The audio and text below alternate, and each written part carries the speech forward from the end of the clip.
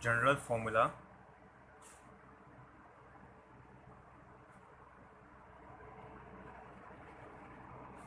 for alkanes,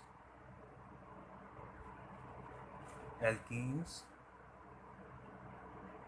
and alkynes.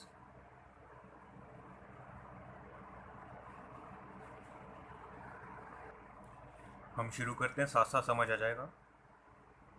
सबसे पहले लेंगे एल्केन्स।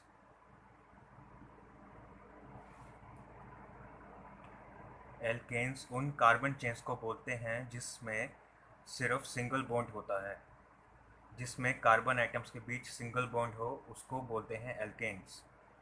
वो कार्बन चेन्स एल्केन्स में आती हैं। एक एग्जांपल लेते हैं।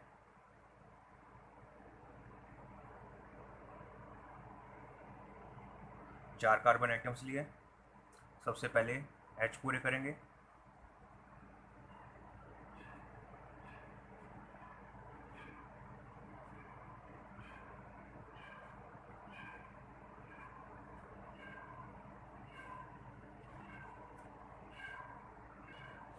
इसका नाम होगा, चार कार्बन एटम्स हैं इसलिए ब्यूट, BUT ब्यूट, और सब में सिंगल बॉन्ड है। वैसे भी ये एन है, एल्केन्स एन, जिसमें सब में सिंगल बॉन्ड हो, तो ब्यूट एन।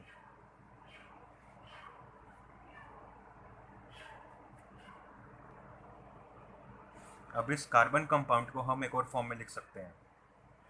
सबसे पहले हम देखेंगे कि इस कार्बन कंपाउंड में कितने टाइप्स के एलिमेंट्स यूज़ किए हुए हैं। इसमें दो टाइप्स के एलिमेंट्स हैं, कार्बन एंड हाइड्रोजन, C और H।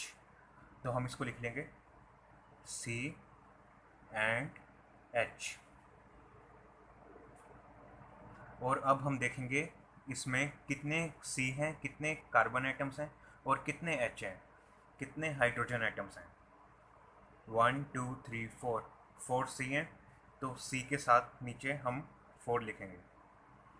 एंड H कितने हैं, 1 2 3 4 5 6 7 8 9 10, 10 H हैं, तो यहाँ 10 लिखेंगे। तो हम इस ब्यूटेन को, इस एल्केन, इस कंपाउंड को C4H10 इस फॉर्म में भी लिख सकते हैं।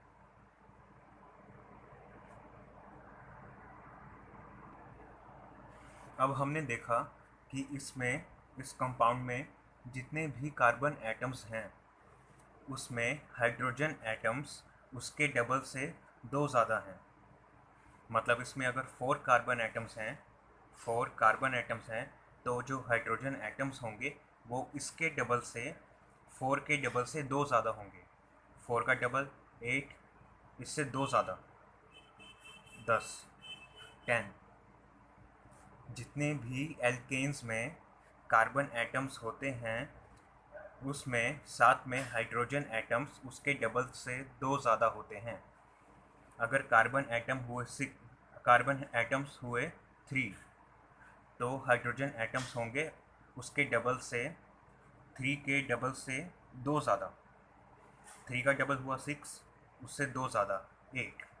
तो अगर कार्बन एटम 3 हुए तो हाइड्रोजन एटम हमेशा 8 होंगे एल्केन्स के केस में। एल्केन्स मतलब सिंगल बॉन्ड वाली कार्बन चेन जिसमें कार्बन एटम्स के बीच में सिंगल बॉन्ड है।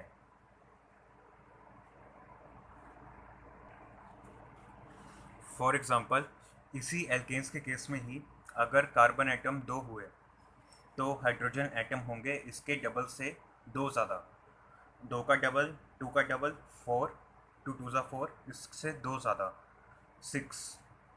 तो अगर कार्बन एटम इसमें 2 हुए, 2 कार्बन एटम्स हुए, तो हाइड्रोजन एटम्स होंगे 6। अगर कार्बन एटम्स इसमें 5 हुए तो हाइड्रोजन एटम्स होंगे 5 के डबल से दो ज़्यादा। 5 का डबल, 5 2 ज़ा 10, इससे दो ज़्यादा 12। तो जितने भी कार्बन एटम्स होते हैं उसके डबल से दो और दो ज़्यादा हाइड्रोजन एटम्स होते हैं एल्केन्स के केस में। एल्केन्स एन वाले एल्केन्स। अगर कार्बन एटम्स n हुए तो हाइड्रोजन एटम्स होंगे नंबर ऑफ कार्बन एटम्स के डबल से दो ज़्यादा, मतलब n के डबल से दो ज़्यादा, n का डबल 2n, इससे दो ज़्यादा +2। अगर कार्बन एटम्स n हुए, n कोई भी नंबर हो सकता है, अगर कार्बन एटम्स n हुए तो हाइड्रोजन एटम्स होंगे n के डबल से दो ज़्यादा, n के ट्वाइस से, n के डबल से दो ज़्यादा, 2n+2। तो ये होगा एल्केन्स का जनरल फॉर्मूला कि एल्केन्स के केस में जितने भी नंबर ऑफ कार्बन एटम्स होंगे, जितने भी कार्बन एटम्स होंगे, जितना भी C का नंबर होगा, हाइड्रोजन एटम्स का नंबर उसके डबल से दो ज़्यादा होगा। इसलिए हम इस फॉर्मूले में n की जगह पे कोई भी नेचुरल नंबर फिल करके देख सकते हैं, कोई भी नंबर फिल करते हैं। कार्बन n की जगह पे हमने फिल किया 6, तो हाइड्रोजन का नंबर कितना हुआ, हाइड्रोजन एटम्स का 2 × 6 + 2। कार्बन एटम्स हुए 6, तो हाइड्रोजन एटम्स हुए 2 × 6 = 12 + 2। कार्बन एटम 6, तो हाइड्रोजन एटम्स 14। ऐसे ही ये फॉर्मूला सारे एल्केन्स पर अप्लाई होगा, इसलिए इसको कहते हैं general formula for alkanes. Alkanes के लिए जनरल फॉर्मूला।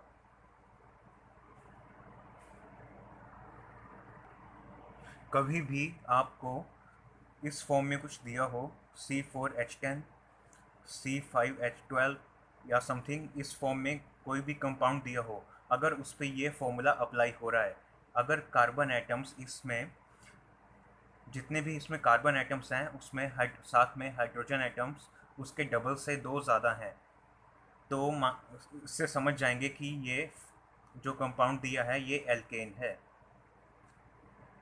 इस कंपाउंड में कार्बन्स के बीच में सिंगल बॉन्ड है। इस कंपाउंड में कार्बन एटम्स के बीच में सिंगल बॉन्ड है, ये एल्केन है, एन वाला कंपाउंड है, ANEN। अब इस फॉर्मूले को नोट कर लो, स्क्रीनशॉट ले लो।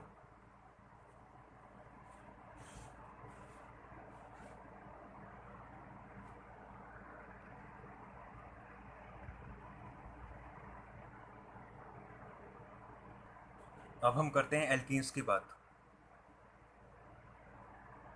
एल्कीन्स जिसमें ENE होता है, ENE, ईन, मतलब डबल बॉन्ड, जिसमें कार्बन एटम्स के बीच में डबल बॉन्ड होता है, एल्कीन। एक एग्जांपल लेते हैं, कोई भी कार्बन चेन ले ली, सबसे पहले H पूरे करेंगे हाइड्रोजन एटम्स, इस पे 3 लगेंगे, इस पे 2 लगेंगे, इस पे 1 लगेगा, इस पे 2 लगेंगे। इसका नाम होगा 1 2 3 4, 4 कार्बन आइटम्स हैं, ब्यूट, डबल बॉन्ड है, वैसे भी एल्कीन की बात चल रही है, ईन, ब्यूटीन। और इसको उस फॉर्म में लिखेंगे, carbon and hydrogen, 2 elements use किए हैं इसमें, 4 कार्बन आइटम्स हैं, हाइड्रोजन आइटम कितने हैं, 1 2 3 4 5 6 7 8, 8 हाइड्रोजन आइटम्स हैं। अब हम एल्कीन्स के केस में देखेंगे, बहुत सिंपल है कि जितने भी इसमें कार्बन एटम्स हैं उसके साथ हाइड्रोजन एटम्स एग्जैक्टली उसके डबल हैं, उसके ट्वाइस हैं। अगर कार्बन एटम्स इसमें 4 हैं तो हाइड्रोजन एटम्स इसमें 4 2 8 हैं।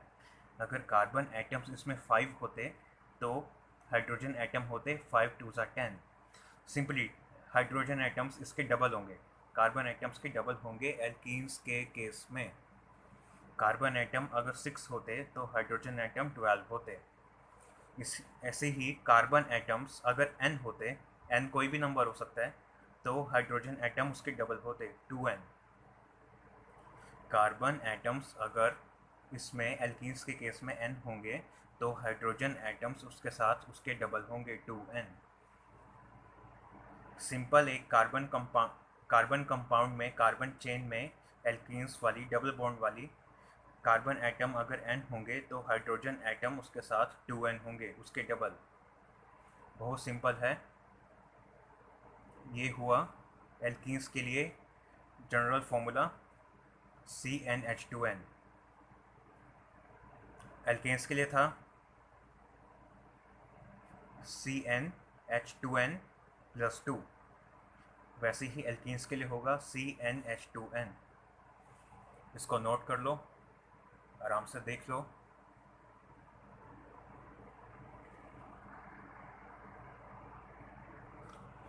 ये फॉर्मूला डबल बॉन्ड वाली सारी सिंपल कार्बन चेन्स पर अप्लाई होगा। डबल बॉन्ड वाली कार्बन चेन्स मतलब एल्कीन्स की कैटेगरी वाली कार्बन चेन्स पर, इन वाली कार्बन चेन पर अप्लाई होगा सब पर। आगे चलते हैं।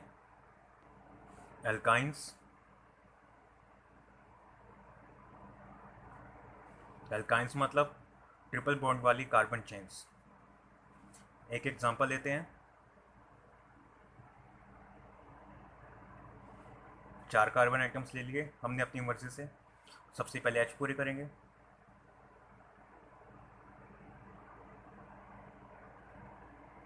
इसके तो चारों बॉन्ड्स बने हुए हैं। इसके हो गए H कंप्लीट। अब इसका नेम होगा ब्यूट आइन।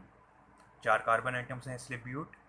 ट्रिपल बॉन्ड है, एल्काइंस की कैटेगरी का है इसलिए ब्यूटाइन, ब्यूट आइन। अब इसको लिखते हैं इस फॉर्म में। कार्बन आइटम्स कितने हैं? 4। हाइड्रोजन आइटम्स कितने हैं? 1 2 3 4 5 6। अब इसमें साफ साफ दिख रहा है कि जितने भी इसमें कार्बन एटम्स हैं, हाइड्रोजन के एटम्स उसके डबल से 2 कम हैं। एल्केन्स के केस में था जितने भी कार्बन एटम्स हैं, हाइड्रोजन एटम्स उसके डबल से 2 ज़्यादा थे।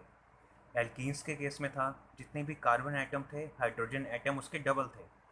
अब एल्काइंस के केस में है जितने भी कार्बन एटम्स हैं, हाइड्रोजन एटम उसके डबल से 2 कम है। अगर कार्बन एटम 3 है तो हाइड्रोजन एटम होंगे उसके डबल से 2 कम। 3 का डबल किया, उससे 2 कम कर लिए। कार्बन एटम 3 है तो हाइड्रोजन एटम होंगे 3 2 6 -2 4 C3H4। तो जितने भी नंबर ऑफ कार्बन एटम्स हैं, हाइड्रोजन एटम्स उसके डबल से 2 कम होंगे एल्काइंस के केस में, आइंस के केस में, ट्रिपल बॉन्ड वाले कार्बन चेन्स के केस में। अगर कार्बन एटम्स n है, n कोई भी नेचुरल नंबर है, तो हाइड्रोजन एटम्स होंगे उसके डबल से 2 कम। n का डबल हुआ 2n, इससे 2 कम -2। n का डबल किया, उसमें से 2 कम कर लिए, 2 माइनस कर दिए, तो CnH2n -2 ये बना आइन वाले कैटेगरी का, एल्काइंस की कैटेगरी के कार्बन चेन्स के लिए एक जनरल फॉर्मूला।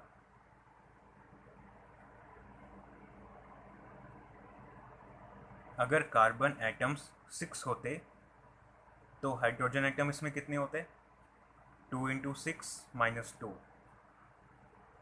कार्बन एटम 6 तो हाइड्रोजन एटम्स 12 - 2। कार्बन एटम 6 तो हाइड्रोजन एटम 10।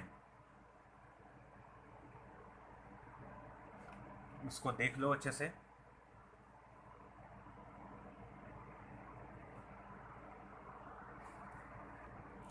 अगर कहीं भी कोई कंपाउंड इस फॉर्मूले की फॉर्म में दिया हो, इसकी फॉर्म में दिया हो, तो हम सीधा सीधा देख सकते हैं ये फॉर्मूला अप्लाई करके, जनरल फॉर्मूला अप्लाई करके, कि वो एल्केन्स का है, एल्कीन्स का है, एल्काइंस का है, सिंगल बॉन्ड वाला है, डबल बॉन्ड वाला है या ट्रिपल बॉन्ड वाला है।